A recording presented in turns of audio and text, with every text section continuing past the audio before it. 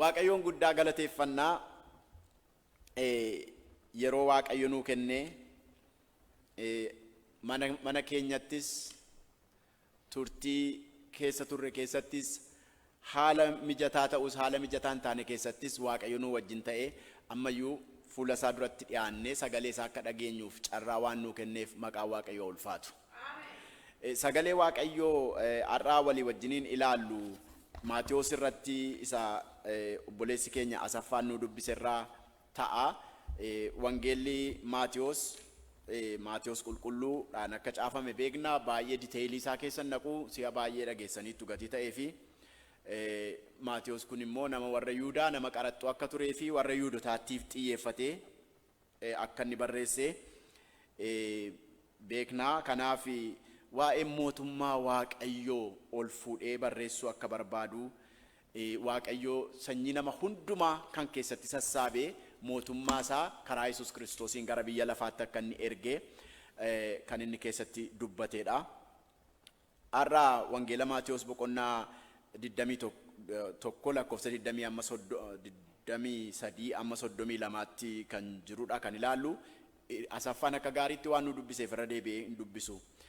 Isa kana mata duree ani jalatti isinitti dubbadhu garuu isinitti hima. Mootummaan Waaqayyoo hayyoota amantaa ta'uu keenyarra gara amanu qabaachuu keessaan babal'ata kan jedhu irratti dubbadha. Mootummaan Waaqayyoo hayyoota amantaa ta'uu keenyarra yookiin immoo beektota waa'ee Waaqayyoo beekan waa'ee macaafa qulqulluu beekan ta'uu keenyarra caalaa gara amanu qabaachuu keenyaan babal'ata kan jedhu irratti dubbachuu barbaada. Kutaa har'aa bira ga'uudhaa fi wanti isa dura jiru barbaachisaa waan ta'eef isan daqiiqaa lamman tokko fudhadheen waa'ee Wangeela Maatiyos boqonnaa 21 kaasee amma lakkoofsa 22tti waan jiru ni dubbadha. Iddoo kanatti gaaffii sadii argina. Waa sadiitu ta'ee waa sadaniyyuu gaaffii sadiitu gaafatame. Inni tokko lakkoofsa tokko amma 11tti kan jirudha. Lakkoofsa tokko amma 11tti kan jiru keessatti Yesuus Kiristoos milikkita ulfinaatiin magaalaa Yerusaalemitti gale.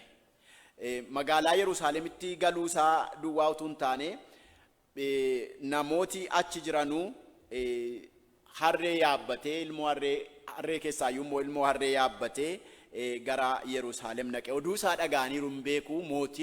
Mootummaa Israa'eliif deebisu tokko Yesuus nama Naazreet kan jedhamu akka dhufee milikkitaaf dinqii garaagaraa hojjetaa ture baraniiru gatii ta'ee fi Yesuus Kiristoos fardarra taa'ee dhufaa gaafa dhufu milikkita mootiitiin gaachana qabatee eeboo qabatee fardarra taa'ee kabajaan dhufaa. Gurguddoonni warri magaalaa Yerusaalem keessa jiran immoo bitaasaa mirgasaa hiriiranii warri Farisootaa warri beektota macaafaa warri amantii geggeessan loltoonni Israa'el warrumti gitaa bittaa warra Roomaatiif tajaajilan immoo itti naanna'anii bukkeessaa goranii kabajaan fardarra taa'ee dhufa jedhanii eegaa turan. Yesuus Kiristoos garuu ilmoo harree hiiksisee ilmoo harree hidhamtee jirtu hiiksisee ilmoo harreerra taa'ee magaalaa Yerusaalem gale.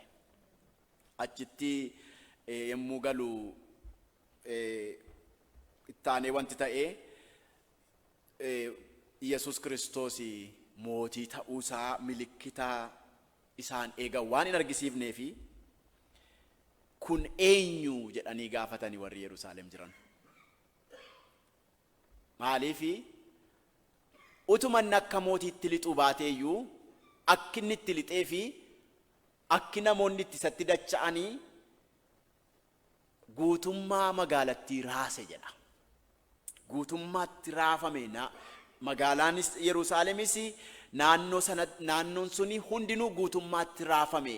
Ijoolleen faarfatan hosaa'inaa sagalee jedhuun wanta achitti ta'e namoonni itti dacha'anii wayyaa isaanii karaarra afanii muka meexxii cabsanii karaan irra deemu irratti warri kaa'anii ayyaaneffannaa guddaa ta'e magaalaan Yerusaalem irraafamte. Kanaaf inni kun eenyu jedhan.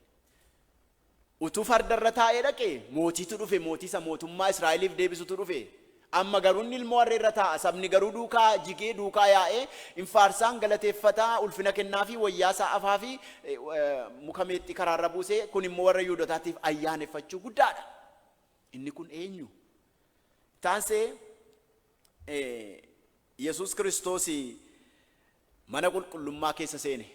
Darbee dhaqee mana qulqullummaa seenee mana qulqullummaa keessaa warra daldalanu, warra nagadanu, warra horii jijjiiranu, warra sooressoota, warra achi keessa qabatanii jiranu gadi yaase. Qaccee fudhatee gadi yaase. Manni abbaa kootii mana kadhataa jedhama. Isin garuu holqa hattuu gootanii jedhee gadi yaase. Faallaa isaa immoo achitti mana qulqullummaa keessatti lafanni warra daldaltoota sooressoota abbaa qabeenyaa gadi yaasetti warri jaamaan warri hokkolanis mana qulqullummaa keessatti isa bira dhufani jedha. Lakkoofsa 14 godhatanii ilaaltan 12-17 irra jira.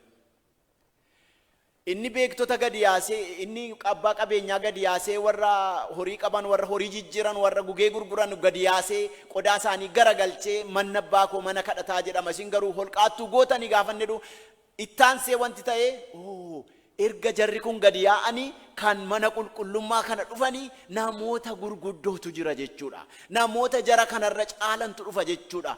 Ammas expectationii tokko. Wanti beekame akka aadaa isaaniitti wanti as jiru kun tuffatamee xaragamee gaafa gadi ba'u wanta isarra caalutu dhufee gala jechuudha.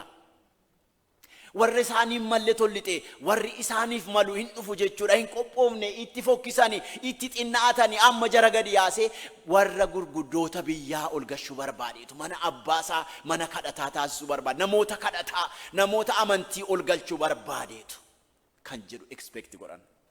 Yesuus Kiristoos garuu warra jaamaa, warra okkolan mana qulqullummaa keessatti simate. Haleluuyaa. Galanni Waaqayyoof haa ta'u. Warra jaamaadhaaf warra okkolaniif namni mana qulqullummaa keessaa iddoon kennu ture. Gaafa sana garuu Yesuus riikardii cabse. Warri jaamaan, warri okkolan karaa bukkee taa'u ture. Yesuus Kiristoos warra jaamaaf warra okkolan mana qulqullummaa keessatti simatee ol galchee wajjiniin isin manni abbaa koo mana kadhataa kan inni ta'u gaafa isin keessatti argamtanidha jedhee isaaniin simate. Maqaan Waaqayyoo ulfaatu. Waldaan kiristiyaanaa kan isheen taatu namooti simatamuu hin qabne gaafa simatamanidha. Amantiin keenya amantii hojii hojjetu kan ta'u, mootummaan Waaqayyoo kan keessatti kan ittiin babal'atu kan ta'u gaafa waan namoonni akka aadaa keenyaatti simatamuu hin dandeenye, akka naannoo keenyaatti simatamuu hin dandeenye, akka aadaa sabaatti, akka biyyaatti, akka tradishinii jiruutti warri simatamuu hin dandeenye gaafa simatamanii ol galanii nu gidduu ta'anii gaafa sanaa amantiin keenya hojii hojjechuu jalqaba. Ameen. Akka ilaalcha namaatti Yesuus gaafa warra abbaa qabeenyaa, warra naggaadee daldaltoota gadi yaasu warra isaan irra caalanu investeroota fiduudhaaf inni yaanna miti. Daldaltoonni gabaa keessa afatanuu fi warri naannoo tokko lafa hektaara 1,000 taa'u fudhatanii irratti hojjetan tokko miti. Dura naannoo keenyatti namooti birrii 50 waa feestaa intinaatti laastikiidhaan maranii asirra kaa'atanii dhaqanii gabaa keessa afatu tarii 51, 52, 53 godhatanii galu. Harrayyuun jiraatu namoonni akka humna isaaniitti daldalu. Warri kaan gugee gurguruu, warri kaan saantima jijjiiruu, warra argatanii waan tokko godhu. Gaafa isaan gadi yaasu beekamaadha. Warra investeroota fidee, warra daadhii dhugan isa bira taa'anii isa biraa miidhagan fidee mana qulqullummaa keessatti kabajuudhaaf, dhufaatii isaa ol seenuu isaa kabajuudhaaf jedhanii eegan. Inni garuu warra okkolaniif warra jaamaa simate. Manni Waaqayyoo mana kadhataa kan inni ta'u, manni Waaqayyoo gaafa warri jaamaan, warri okkolan, warri mudaa qaban, warri tuffataman keessatti simataman filatoom gaafa jedhaman Waaqayyoo manni isaa mana kadhataa ta'u mirkaneessa misraachu. Inni sadaffaan ta'ee lakkoofsa 18-22 irratti Yesuus Kiristoos tu deemaa jiru muka harbuutti goree jibaaniitu deemaa jiru. Bitaaniyaatti deebi'uttira. Muka harbuu tokkotti goree muka harbuu kanatti nyaachuu barbaade beela'ee. Yeroo muka harbuu jatti godhatu miti, muka harbuu sun ijaan godhanne. Yesuus Kiristoos abaaree darbe gaafa dhufan abaaree darbe. Gaafa deebi'anii muki harbuu sun gogee argani. Gaaffii sadaffaa isaan gaafatanii attamitti muki harbuu sun gaaffii lammaffaa isinitti himne. Gaaffii iddoonni kana godhetti maal jedhaniini gaafa Yesuus warra sana gadi yaasee warra jaamaa warra okkolan ol galchuu gaaffii isaan gaafatanii warri sila ibboo isaaniitti ta'e gaaffii isaan gaafatanii kana caalaa immoo ijoolleen hoosaayinaa jedhanii faarfachuutti ka'anii namoonni dinqii Waaqayyo inni hojjetutti dinqifatanii itti dacha'utti ka'anii jennaani achi booda inni namoonni isa galateeffatan Waaqayyoon galateeffatu kunis isaan aarse inni ijoolleen hoosaayinaa jedhanii faarfatan kunis isaan aarse achi booda aariidhaan Yesuusin bira dhaqanii waan isaan kun jedhan dhageessaa jedhanii gaafatanii dhageessaa amma kun maqaa Waaqayyoo faarfachuutti seerra jira kun xixinnoon kun hoosaayinaa maalitti beekti kun dhageessaa waan jarri kun jedhan hin dhageessaa akka Waaqaatti silaalanii ol si qabanii Waaqa galateeffatu sababii keetiif hin dhageessaa waan isaan jedhaniin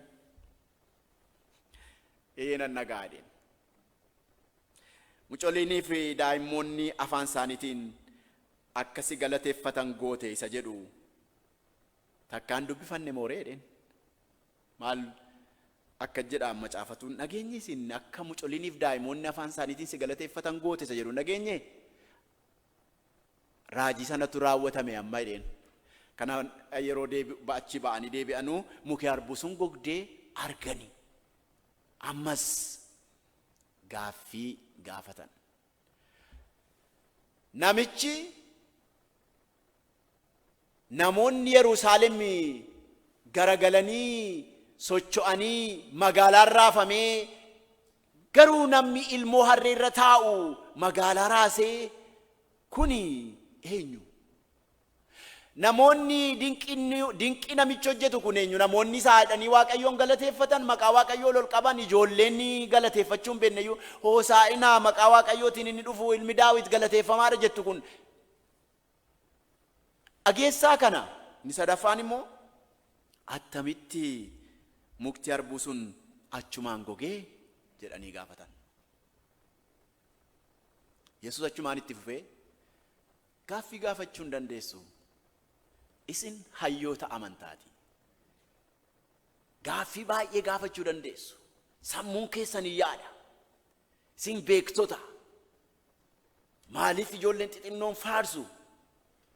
Maaliif daldaltoonni mana qulqullummaa keessaa gadi ba'anii? Kun eenyu namicha akka godhu kun? Maaliif mukti harbuu kun gogde? Maal jedhee abaare laata? Yoo maal jennee abaarre gogsina laata? Gaaffii kana gaafachuu hin dandeessu. Isin hayyoota. Gaaffii gaafachuudhaaf isin geggeessitoota amantaati, isin farisoota, isin beektota macaafaati, isin sanyii Yihuudootaati, ijoollee Abrahaamii, hayyoota amantaa, isin rakkoon qabdan kanatti ani garuu kanan barbaadu garaa amantii qabuudha. Laamee jedheen sagaleen akka jedhu amantii yoo qabaattanii waanumti isin kadhattaniin ta'a gaara kanaan iyyuu buqqa'e yoo gad darbatame jettanii dhaqee galaana keessa dhaabbata. Amantii xinnoo ishee yoo qabaattanii humna guddaa waan guddaan hojjettu. Amantiin kadhanni isin kadhattanii hin deebi'a. Kan barbaadu ekspertii amantaa ta'uu miti. Kan barbaadu hayyuu amantaa ta'uu miti. Kan barbaadu beektota macaafaa ta'uu miti. Kan barbaadu geggeessitoota waaqeffannaa ta'uu miti. Kan barbaadu kan barbaachisu garaa hojii Waaqayyoo nama ilmoo harree irra taa'ee dhufe kana keessaan hojjetamaa jiru amanuudha jedheen. Isa immoo ammayyuu isin keessatti hin argine. Jedheetitti fufee lakkoofsa 23 amma 32tti kan jiru gaaffii waa'ee gooftummaa isaa irratti lafa isaan gaaffii kaasanitti darbina. Inni jedhee inni hojjete wanti inni ta'aa jiru kun iyyuu nu dinqee jennaan namichi kun itti fufee waa'ee amantaa akkasitti dubbatee akkasittiin chaalenjii nu godhu. Ati ofii gooftummaa maaliitiin kana gootaa jedhani.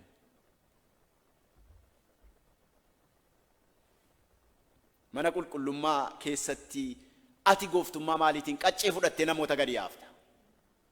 ati gooftummaa maaliitiin ilmoo harree irra teessee dhuftee biyya abbaa qabutti sabi garagalee si jajata? Ati gooftummaa maalii qabda? Magaalaa kellaa qabdu keessatti dhuftee seentee sabni dacha'ee olol kan si qabu kan si jajatu. Ati gooftummaa maalii qabda? Warra okkolanii fi warra jaamaa mana qulqullummaatti kan ol galchitu. Ati gooftummaa maalii qabda? Hafuuronni hamaan kan ba'aniif. Ati gooftummaa maalii qabda? Dhukkubsatoonni kan fayyaniif gaafati waa jettu. Ati gooftummaa maalii qabda? Namoonni si bira dhufanii kan iji isaanii banameef. Ati gooftummaa maaliitiin okkolaan akka ka'ee adeemu goota? Ati gooftummaa maaliitiin harka kee diriirsi jettee naafa diriirsi ta'eessaa fidde kana? Jedhanii gaaffii gaafataniin.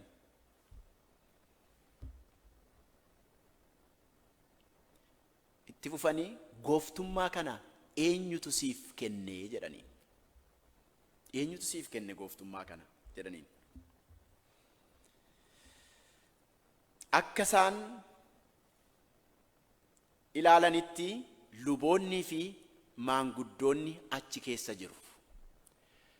Waan Yesuus hojjetu kana hundumaa lubootaaf maanguddootatu hojjechuutu irra ture.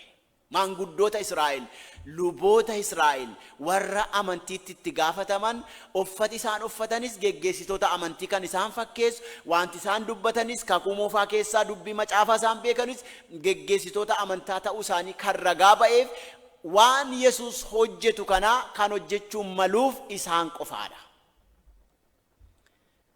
Kanaaf namni mana qulqullummaa keessa lixee waan Yesuus hojjetu kana utuun hojjetin duraa luboonniif maanguddoonni biyyaa namichi kun amantii geggeessuu danda'a jedhanii eeyyamanii dabarsuutu irra jiraata. Gooftummaa kee eessaa fuutee inni jedhu ati gooftummaan qabduu ati wanti hojjettu kun waan hojii eeyyaman qabneedha. Kana gochuuf gooftummaa kan qabu nuyidha. Eeyyamni siin kennamne jechuudha. Ati eeyyama nu biraan fudhanne jechuu isaaniiti.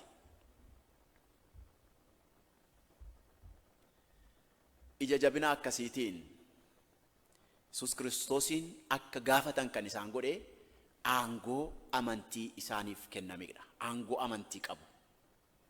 Beekamoodha geggeessitoota.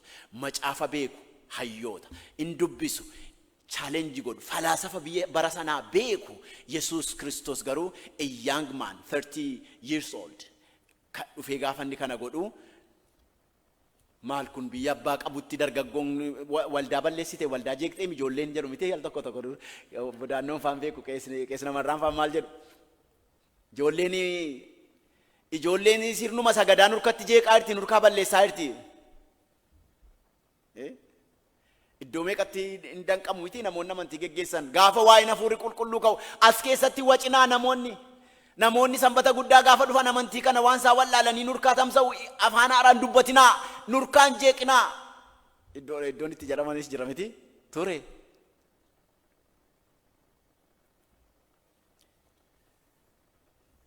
Eeyyama positively naasaa jira waa isa kana tu jarra akkasuma jechuu baatanii waan baay'ee balleessineerra.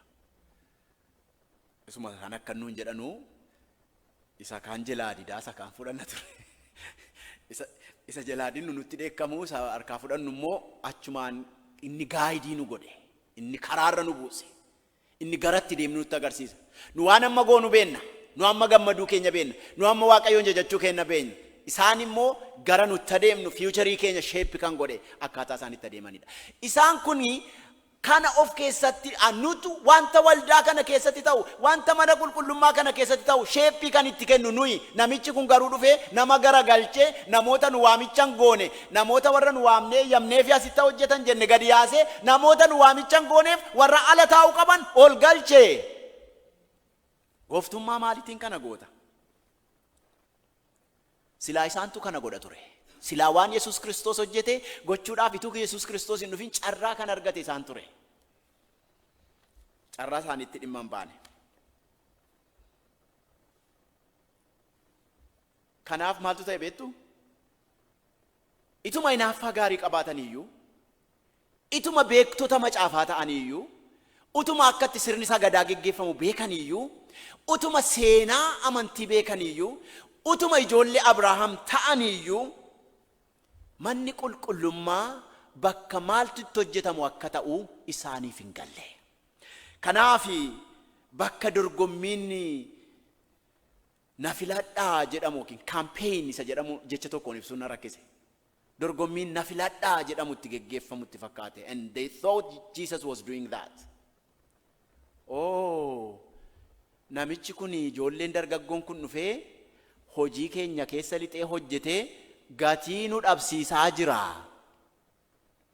Look, ijoolleen isaaf faarfatti. Look, namoonni mandara keessa yaa'anii isaan dhufan ilaali. Ilaali, warra okkolan hin dhufan fayyina barbaadu, hin fayyan dinqiitu hojjetame. Oh, nuun gatii nu dhabsiise. Kanaaf inni ija namaa bu'aa jira. Kanaaf inni nama mobilaayiz godhaa jira. Populaarii ta'aa jira Yesuus jedhanii yaadanii.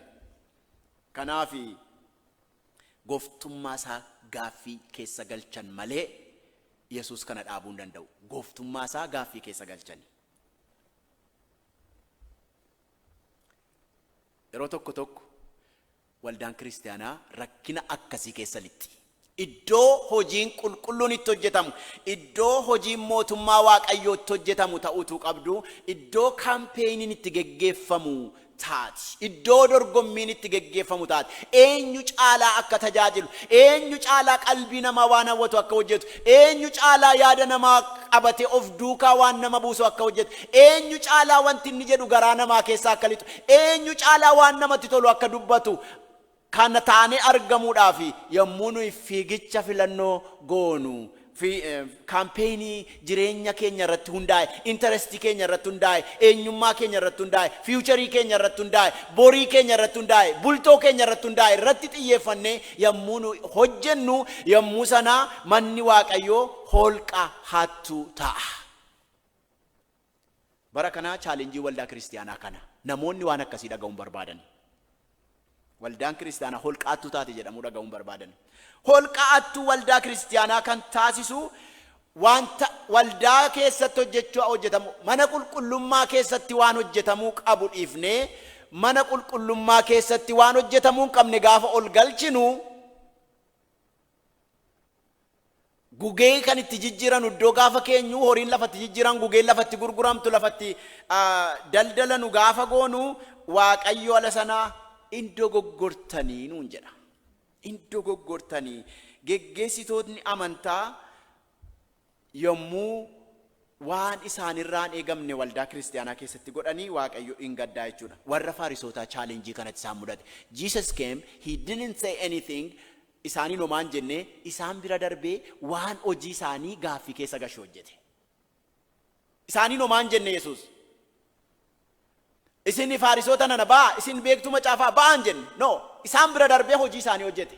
Mana abbaa koo kana lafa daldalaa akka hin taaneef, mana kadhataa akka hin ta'uuf eeguun kan isinirra jiru isini. Warra gugee gurguran gad yaasuun kan isinirra jiru isin ture. Maal eegdu maal to'anaati amma duran jararraa jalqaba gaa. Pireezidaanti maalitti hirta jedheen jalqaba dura. Obbo Yaadasaa maalitti jirtu jedheen jalqaba amma to'anaati. Maali kan paasteriiti warri geggeessaa warri waldaa bulchan maal godhu jedheen jalqaba amma to'anaati. Ingoon Yesuus. Yesuus Kiristoos isaan bira darbee ifama pireezidaantiif barreessaa Fariisotatti fakkeessuu komiti. Warra istiraakcharii waldaa amma qabnu fayyadamee dubbachuu kooti. Yesuus Kiristoos istiraakchariitti kallattiidhaan dhimmichi warra isaan ilaallatan bira darbee hojii isaanii waan sirreessu hojjete.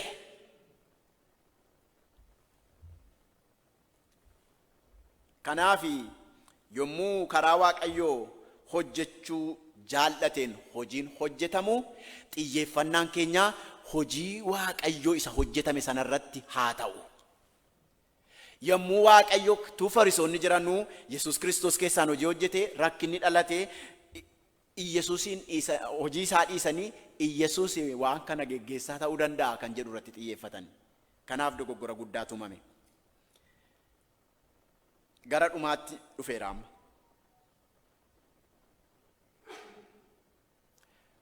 Kutaan inni lammataa inni isaan keessatti gaaffii gaafatanii Yesuus tiyyuu gaaffituu hin taane kutaan inni itti aanu 24 amma 27tti kan jiru Yesuusin gaaffii gaafannaani Yesuus gaaffii isaan gaafatan deebise. yoo dhaqxan ilaaltanii waa'ee isa gooftummaa isaa sanni duraan deebise irratti gaaffii isaa quufsaa waan hin taaneef mee fakkeenya tokkoon isinitti himaa jedheen. Fakkeenya tokkoon isinitti himaa jedhee namichatu ilma lama qabaa, isa tokkoon dhaqi kana naa godhennaan inni tokko lakki ani hin naqu jedhe, booddee immoo gaabbee dhaqee jedheen. Inni lammataa immoo ergaadhuma sanaa yaa ilma koo iddoo akkasii naa dhaqii jennaan inni tole abbayee koo jedhee garuu hin dhaqne iddoo sanaa jedhe. Isaan kana keessaa eenyutu jaalala abbaa isaa raawwatee jedheen jennaan isa jalqabaati jedhaniin. Isa jalqabaati jennaan isa duraati jennaan yommus Yesuus ani dhuguman isinitti himaa warri jal'isanii qaraxa fuudhanii fi gaalamootonni isin duraa mootummaa Waaqayyootti hin galu jedheen. Namoota inni walii wajjiniin wal bira qabee haasa'u kana akeekkadhaa. Beektota amantaati, hayyoota amantaati. Isin warra ijoollee Abrahaam beektota amantaa, hayyoota amantaa utuu isin jirtanii warri gaalamootonnii fi warri qaraxa fuudhan Maatiyos faan warri isin tuffattan mootummaa Waaqayyootti galuu jedheen. Yerusaalemitti hin galle gad of deebisee ilmoo harree yaabbadhee amanuu dadhabdan. Dhufeen jaamotaaf warra okkolan fayyise isin gidduutti mana qulqullummaan qulqulleesse amanuu dadhabdan. Muka arbuutiin gogi jennaan hin goge amanuu dadhabdan. Gara amantii dhufuu hin dandeenye. Caalaadhuma isaa mormii itti fuftan, caalaadhuma isaa gaaffii itti fuftanii. Dhuguman isinitti himaa. Isin waan hojjetame hundumaan amanuu hin dandeenye. Isin akkas jedheen yommuu Yohaannis cuuphaan qajeelummaa isin barsiisuu dhufe isin isa hin amanne. Qaraxxoonniif gaalamootonni garuu isa hin amananii jedheen. Hin amanne warra na dura jiran iyyuu Yohaannis cuuphaa Waaqayyotu ergee isin cuuphee amanuu diddanii qaraxxoonniif gaalamootonni amananii isin garuu isa hin amanne. Isin immoo erguma kana argitanii booddeeyyuu gaabbitanii amanuu hin dandeenye.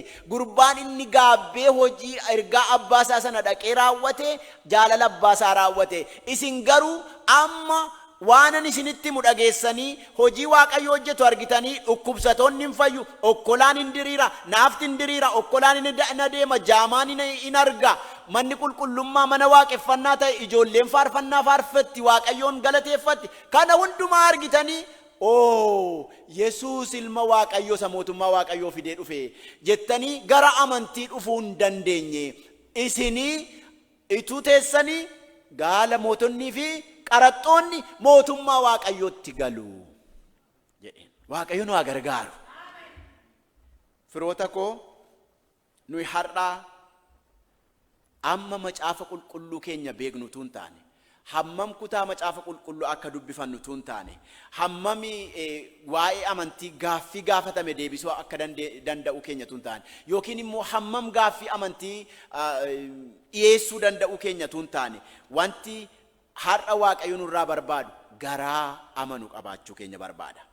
Gaaffiin jireenya keenya keessatti jiru gara Waaqayyootti nu butuu hin danda'u. Kan gara Waaqayyootti nu butu gaaffii deebisuu danda'uun keenya, gaaffii namaa furuu danda'uun keenya gara Waaqayyootti nu butu. Kan gara Waaqayyootti nu butu amantii qabaachuu keenya. Amantii ofii keenyaa oomishannatu hin taane Waaqayyootti nu kenna. Kanaaf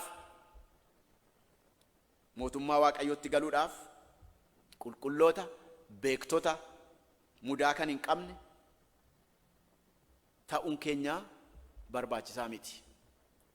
Mootummaa Waaqayyootti galuudhaaf dubbii Waaqayyoo isa gara biyya lafaa dhufe, isa karaan fakkaanneen adeemaa jiru, isa ilmoo harree irra taa'ee gara namaa dhufu, isa nama jaamaa irra taa'ee gara namaa dhufu, isa nama naafa irra taa'ee gara namaa dhufu, isa nama gurra duudaa irra taa'ee gara namaa dhufu. Dubbii Waaqayyoo isa karaan eegamin gara keenya dhufutti amanuudhaan mootummaa Waaqayyoo babal'isuu hin dandeenya. Waaqayyo isa dhageenye nuuf haa eebbisu. Kaanee dhaabannee Waaqayyoon kadhanna. Mootummaa Waaqayyoo keessatti hayyoota amantaa ta'urra caalaa garaa amanu qabaachuutu barbaachisa. Gooftaa Yesuus eessa akka dhaabbannee jiru situ beeka. Ati gara biyya lafaa kanaa kan dhufte namooti warri badan akka deebi'anii galaniif, warri jaamaan akka arganiif, warri duudaan akka dhaga'aniif, naafti akka diriiruuf, namoonni si waaqessuun beekne si baranii akka si waaqessaniif dhufte. Yaa Waaqayyo, akka warra si beekaniitti tun taane akka warra ati ofii keetti beeksifteetti akka si duukaa buunu nu gargaare. Akka warra waa'ee kee qoratanii galeefiitti tun taane akka waa'ee kee barachuudhaaf sirraa barachuudhaaf si duukaa deemnutti akka of ilaalu nu gargaari. Manni kee sababii keenyaaf holqaattuu akka hin taane gadi jennee mana kee keessatti waan ati akka ta'u barbaadu duwwaa akka raawwannu nu gargaari. Mana kee keessatti waan si tajaajiluu qabnu akka si tajaajilu nu gargaari. Mana kee keessatti wanta iddoon kennamuufi mallee akka gadi baafnu nu gargaari. Wanta waaqeffannaatti makamuu hin qabne akka itti hin makne, wanta amantii keenyatti makamuu hin qabne akka itti hin makne, wanta amantii keenyaaf barbaachisu immoo akka gatiin dhabsiifne ati nu gargaari. Maqaa Gooftaa keenya Yesuus Kiristoosiin si kadhannaa. Ameen.